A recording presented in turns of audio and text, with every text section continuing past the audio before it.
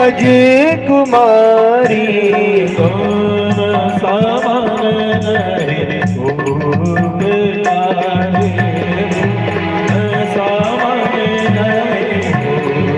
उपकारी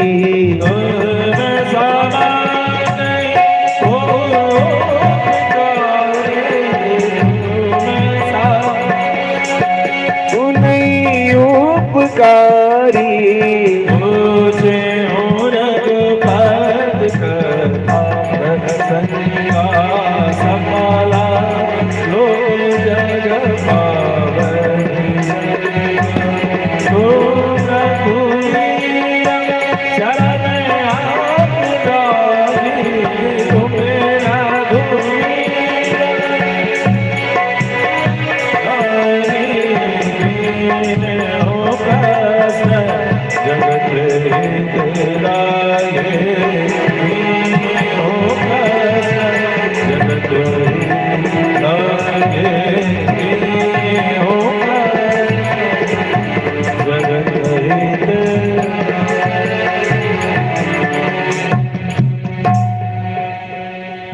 शरण भक्तवत्सल भगवान की जय जय श्री सीताराम। भगवान भक्तवत्सल की कृपा से आज पार्वती ने पुनः प्रश्न पूछा है, लेकिन जिज्ञासा और शंका में अंतर होता है। शंका न करें, जिज्ञासा करें। जिज्ञासा पूर्वक आज प्रश्न पूछा है। महादेव बड़े प्रसन्न हुए, कहे धन्य धन्य गिरिराज कुमारी। इसके बहुत महत्व है। धन्य मतलब जिस प्रश्न के उत्तर देने में वक्ता का भी जीवन धन्य हो, श्रोता का भी जीवन धन्य हो। इस लोक में भी धन्य हो, उस लोक में भी धन्य हो, अंदर में भी, हृदय को भी धन्यता की प्राप्ति हो और बाहरी संसार में भी चलने का तरीका सुधरे। ऐसे धन्य धन्य गिरिराज कुमारी सभी प्रकार से धन्य जीवन को प्रदान करे। ऐसी मधुर मंगलमय कथा आगे के प्रसंग को हम सभी सायंकाल के सत्र में सुनेंगे। इसके लिए आप सभी उपस्थित हों। अब वह जो प्रश्न मैंने शुरू में छोड़ा था, किस जगह से और इस पूरे क्षेत्र में, ये जो पंजाब हिमाचल क्षेत्र है, इस पूरे क्षेत्र में तुलसी दिवस, तुलसी विवाह, हमारे विशाल भैया लोग, कमेटी के लोग यहाँ उपस्थित हैं। मेरा काम तो पर्चा बनाना है और उस पर्चे को पूरा करना इन लोगों का काम है। इस क्षेत्र में तुलसी विवाह धूमधाम के साथ होना चाहिए। क्यों होना चाहिए? बेटी हमारे घर के ब्याह सभी करा रहे हैं और हम क्यों नहीं कराएं? इसलिए तुलसी पिछली लीला में जलंधर की पत्नी थी।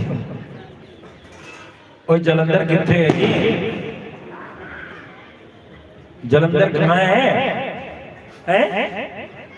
इतने आए है। अब रहस्य बोला, 3 घंटे तक कोई सवाल का जवाब नहीं मिला। बोलो भक्तवत्सल भगवान की। ये बगल में जलंधर है ना, दूर है कि पास है? जलंधर की ही पत्नी का नाम था वृंदा। क्या नाम था? वृंदा। इन्हीं वृंदा को भगवान ने जब स्वीकार किया तो बनी है वृंदा, और इसी वृंदा से बन गया एक नगरी के धाम का नाम वृंदावन। क्या बना? जहां की बेटी के नाम पर पूरा एक धाम है वृंदावन। महाराज, ये पंजाब के लोग बड़े कंजूस निकले हुए। यहाँ तुलसी जी का विवाह नहीं मनाते हैं, यहाँ तुलसी दिवस को धूमधाम से नहीं मनाते हैं, इधर उधर माथा मारते हैं। घर की बेटी, घर की लक्ष्मी को छोड़ कर गए। इधर उधर भटकने वाले पंजाब वासियों सावधान हो जाए। आपकी बिटिया के नाम से, यहाँ की एक बहू के नाम से पूरा का पूरा एक धाम है। धन्यम वृंदावनम यत्र भक्तिर्नृत्यति यत्र च। एक धाम वृंदावन, ध्यान देंगे। एक धाम वृंदावन जहां हमारे श्याम सुंदर भगवान रहते हैं और जहां भक्ति रानी नाचती है, थिरकती है। कहाँ नाचती है भगवान की भक्ति रानी? जहां वृंदा का वन है, तुलसी के बगीचे में। और इस वृंदा की कहानी बतावे, एक धाम तो टिक लगा लो, वृंदावन जलंधर वालों के नाम से है। ये जो हर घर में, हर देवालय में जो शालिग्राम पाए जाते हैं, शालिग्राम, शालिग्राम जानते हैं? ये शालिग्राम जो पाए जाते हैं, ये शालिग्राम मिथिला के ईशान कोण में पाए जाते हैं। जो शालिग्राम के बिना कोई भी विष्णु के देवता के मंदिर में कोई पूजन भोग राग नहीं लगता। भोग राग तो शालिग्राम को ही लगता है, बाकी श्रृंगार दूसरी मूर्तियों की छवि की होती रहती है। तो यह जो शालिग्राम है जो मिथिला में है, इन्हीं की पत्नी तो तुलसी बनी है कि नहीं? तुलसी माता के साथ इनका विवाह होता है। तो दूसरा संबंध हमने बताया, दूसरा धाम मिथिला, जहां से वृंदा का संबंध है कि मिथिला की जो शिला है ईशान कोने में नारायणी नदी में, मिथिला का जो पूर्वी पश्चिमी कोना है वो गंडकी नदी, वही गंडकी नदी हिमालय में नारायणी नाम से पाया जाता है। और उसी नारायणी नदी में जो शिला है वो शालिग्राम कहलाती है। मुक्तिनाथ जो जाते हैं वो जानते हैं।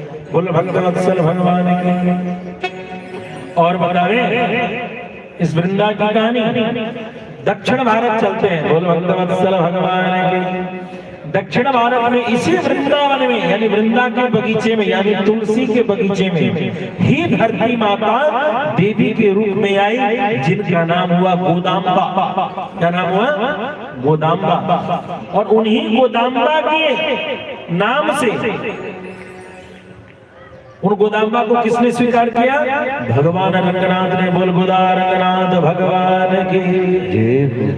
दक्षिण भारत में रंगनाथ भगवान है, गए दर्शन करने। तो गोदा के साथ रंगनाथ भगवान। और इतना ही नहीं, भगवत बंधुओं, कई बार हमसे कुछ बड़े बुजुर्ग लोग कहते हैं इतने ठंडे में ये कथा क्यों? तो मैं आपको बताता हूँ गुप्त रहस्य, बस 2 मिनट में बताऊंगा। इसके बाद हमारे पंडित जी पूजन आदि करेंगे। जल्दी पूजा कराना होता है तो दक्षिणा दिखानी होती है, तो जल्दी मंत्र हो जाता है। नहीं, पंजाब में उन पंडितों को दक्षिणा ज्यादा मिलती है जो जितना जल्दी ब्याह करा देंगे। यदि सारा विध कराने लगे तो पंडित जी की जेब की विधि तो धरी की धरी रह जाएगी। बोलो भक्तवत्सल भगवान की। ये गोदाम्बा धनुर्मास जो 16 दिसंबर को सूर्य धनु राशि में प्रवेश करते हैं, धनु संक्रांति से मकर संक्रांति जो 14 जनवरी तक, इस पूरे एक महीने ये समय चल रहा है। 16 दिसंबर से 14 या 15 जनवरी तक, धनु संक्रांति से मकर संक्रांति तक का जो एक महीना है, इसी एक महीने में तुलसी के बगीचे से प्रकट हुई, तुलसी के बगीचे से प्रकट हुई भूति की जो गोदाम्बा रूप में थे, उन्होंने अपने सखियों के साथ भगवान रंगनाथ की कठोर तपस्या की। और तब जाकर के 14 जनवरी को मकर संक्रांति के दिन भगवान रंगनाथ ने उनको अपने हृदय में स्वीकार किया था। इसी एक महीने का उद्यापन है 14-15 जनवरी को, जो हम पोंगल खिचड़ी आदि रूप से खाते हैं, मनाते हैं।